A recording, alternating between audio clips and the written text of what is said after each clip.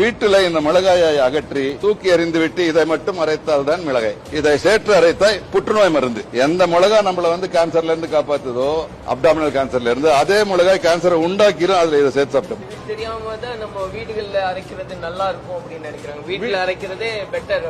இந்த எஜுகேஷனே நம்ம house wife கொடுக்கறது இல்ல சார். மளிகை கடைக்காரனுக்கு தெரியாது, டிஸ்ட்ரிபியூட்டருக்கு தெரியாது, சயின்டிஸ்டுக்கு தெரியும். ஆனா அது பொதுமக்கள் எனக்கு தெரிஞ்சு இன்னும் போய் சேரல. கூகுள்ல இருக்கு, பட் எல்லா ஹவுஸ் வைஃப்ஸும் தமிழ்நாட்டுல கூகுள் பார்த்துட்டு பண்றது இல்ல. யூடியூப் பாக்குறாங்க ரெசிபிக்கு. ஆனா மிளகால அப்லாடாக்சின் இருக்காரு, கூகுள் பாக்குறது இல்லையா? இது பல பேருக்கு இந்தியாவில தெரியாம செய்யறோம். சில மிளகாய் இந்த மாதிரி ஒரு பழுப்பட்ட நிறத்துல தெரியும். சில மிளகாய் தெரியும் அவங்களுக்கு ரெட் கலர்ல தெரியும். மிளகாயில ஒரு ஃபங்கஸ் வளருது. இந்த ஃபங்கஸ் மிளகாயை உண்ணும் பொழுது ஒரு டாக்ஸினை வெளியிடுது. இதுக்கு பேர் அப்லாடாக்சின். இது புற்றுநோயை உண்டாக்குறது. சிகரெட்டை விட வெகு பவர் படைத்த ஐட்டம் இது. இதுல பாத்தீங்கன்னா இது அப்லாடாக்சின் உள்ள மிளகாய், இது நல்ல மிளகாய்.